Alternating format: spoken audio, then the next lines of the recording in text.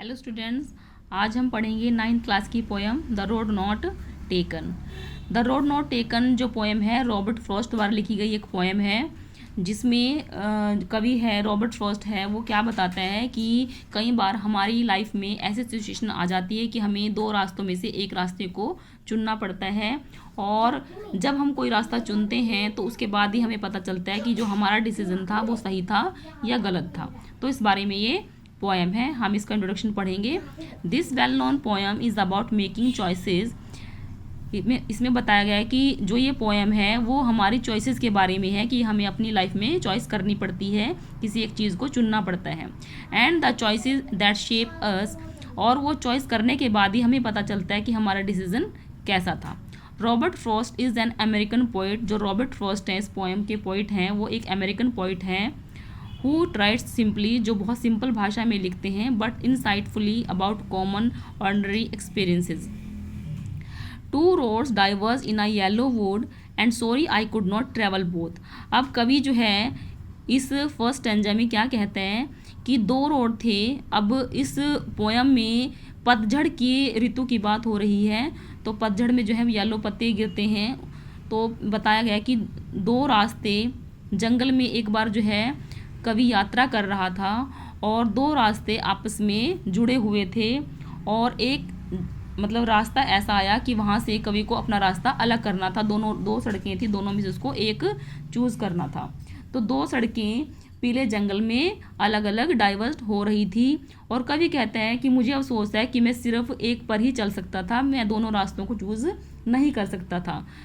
And B one traveller, और मैं अकेला यात्री था। लॉन्ग आई स्टूड, और मैं वहाँ पर काफ़ी देर तक खड़ा रहा। And looked down one as far as I could, और जहाँ तक भी मैं वहाँ खड़ा होकर देख सकता था। To where it bent in the undergrowth, जो सड़क थी वो घनी झाड़ियों और पौधों में मुड़ गई थी।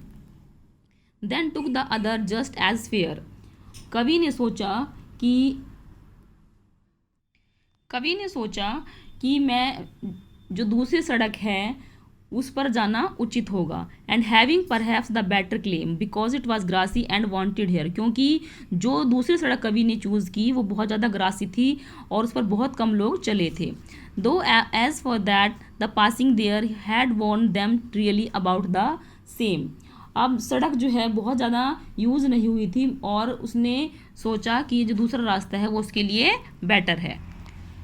And both that the morning equally lay in leaves, no step had trodden black. Oh, I kept the first for another day, yet knowing how way leads on to way, I doubted if I should ever come back. अब जो कवि ने दूसरी सड़क को choose किया था, कवि कहता है कि मेरे सामने दोनों सड़कें मेरे सामने थी, और पत्तों को किसी भी मतलब जो पत्ते थे वो मतलब ऐसा लग रहा था उनको देखकर कि इन पर कोई भी नहीं चला है, ये एकदम फ्रेश थी।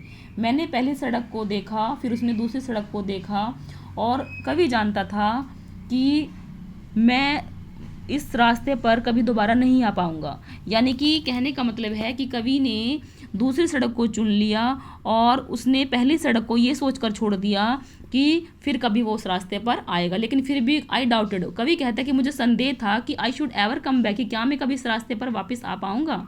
I shall be telling this with a sigh, somewhere ages and ages hence, two roads diverged in a wood, and I took the one less travelled by, and that has made all the difference. अब इस last stanza में कवि कहता है कि I shall be telling, कि कभी सदियों के बाद भविष्य में मैं एक गहरी सांस छोड़कर कहूँगा कि किसी जंगल में दो सड़कें आपस में विभाजित हो रही थी, और मैंने वह सड़क ली जो कम चली हुई थी, और उसी से मेरे भविष्य का अंतर आ गया। तो इसमें कवि ने ये कहा है, इससे हमें ये पता चलता है कि हमारी लाइफ में कई बार सिचुएशन आती है कि हमें दो रास्तों को चुनना पड़ता है। कोई दो डिसीज़न होते हैं, हमें एक डिसीज़न लेना पड़ता है, और वो डिसीज़न लेने के बाद ही हमें पता चलता है कि हमारा डिसीज़न सही था या गलत था। तो जो ये पोएम है लिखी हुई है रॉबर्ट फ्रॉस्ट ने। Thank you.